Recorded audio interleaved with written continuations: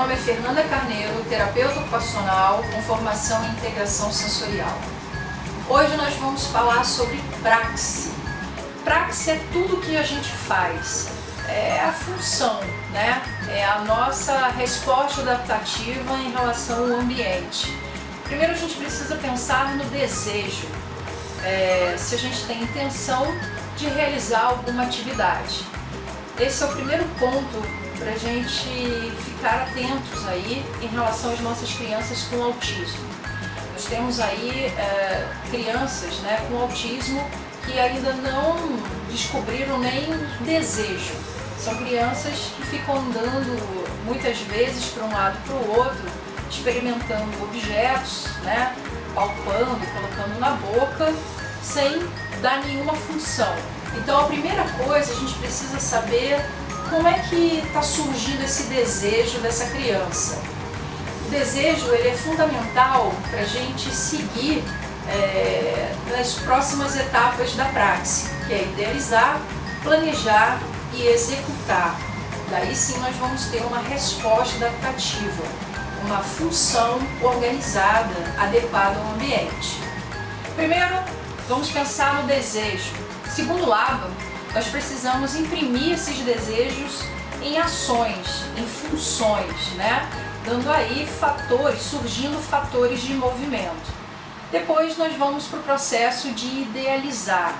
Se eu tenho uma criança com uma falha nesse processo de idealização, ela não consegue identificar os objetos e a função desses objetos. Vou dar um exemplo, uma caneta. Por que eu sei que isso aqui é uma caneta? Porque eu tenho registros, né, sensoriais e tenho aí o meu processamento também da linguagem que reconhece isso como uma caneta. Então eu tenho aí um trabalho tanto dentro da praxe quanto também das funções executivas. O terapeuta ocupacional ele vai avaliar a parte da praxe dessa criança. Então, para eu processar isso, para eu idealizar, eu preciso reconhecer. É uma caneta e para isso eu preciso ter o desejo de escrever, né? Porque eu sei qual é a função da caneta. Vamos lembrar um pouco de um carrinho, né? Da criança com autismo que gosta de brincar com um carrinho. Só que ela não brinca da forma correta, né? Que é subir o carrinho numa montanha, descer, colocar o carrinho na garagem. Ela pega o carrinho, vira o carrinho e brinca só com a roda. Isso é praxe. Nós vamos entender que essa criança está estagnada no segundo processo, que é da idealização. Ela não consegue explorar e ter registros adequados, organizados, para saber qual é a função desse carrinho. E daí nós vamos ver crianças colocando muitos objetos na boca, sacudindo esses objetos sem dar a função correta. Depois nós vamos passar por uma outra etapa da praxe, que é o planejamento. Eu preciso planejar como é que eu vou realizar essa atividade para depois executá-la. Essas são as etapas da praxe. Agora, nós sabemos que 98% das crianças com autismo apresentam dispraxia. E por que a gente precisa também fazer uma parceria muito bacana com nossos amigos, né, fonoaudiólogos? Não existe uma dispraxia de corpo inteiro e não ter nessa motricidade fina, né?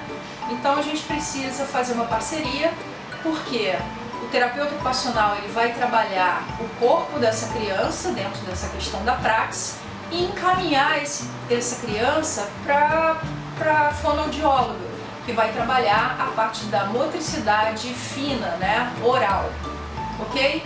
Não podemos esquecer dessas parcerias, são parcerias fundamentais, lembrando da nossa pirâmide do desenvolvimento. A linguagem está relacionada à praxe. Então, se eu tenho uma criança com alterações sensoriais nessa base sensorial, ela pode ficar muito tempo numa melhor fono, né, do Brasil. Mas, se ela não tiver o suporte de um trabalho de integração sensorial, ela não vai caminhar da forma adequada, ela vai ter uma estagnação. Precisamos cuidar dessa base sensorial para levantar toda essa estrutura. Aí sim é um trabalho bacana. O terapeuta ocupacional e a fono trabalhando a praxis e a linguagem, ok? Não podemos esquecer de uma boa avaliação de integração sensorial. Vamos lá, eu vou dar algumas dicas para vocês. Pais, nós precisamos pensar em 3 pontos fundamentais para criança com dispraxia. Por quê? São crianças muito distraídas, que atropelam, né, suas atividades, as famosas desengonçadas, né, que vai fazer alguma atividade, derrubam tudo, não conseguem, né, segurar um talher, se desorganizam e ficam muito frustradas e ansiosas para fazer alguma atividade. Então, geralmente nós vamos ouvir dessas crianças, faz você, eu não sei fazer, eu não quero fazer. E aí, lembrando também do nosso último tema, que foi um tema também que a gente falou bastante com a Gabriela, que era o tema da gente diferenciar o que é sensorial e o que é comportamental. Muitas vezes nós vamos ver o comportamento, mas atrás desse comportamento a gente vai ver essas alterações sensoriais afetando também a praxis, tá? Então, uma dica que é bacana: primeiro, os pais vão fazer essa atividade que é complexa para essa criança, depois vão fazer juntos e depois deixam a criança fazer sozinha. Isso vai modular e confortar mais essa criança para ela experimentar essa praxis. E não podemos esquecer do silêncio. O silêncio é fundamental. Então, quando uma criança estiver fazendo uma atividade, se ela é dispráxica, nós precisamos dar esse silêncio e tempo para ela realizar a atividade, ok? Essa é a dica que eu deixo para vocês. Até lá, até o próximo tema.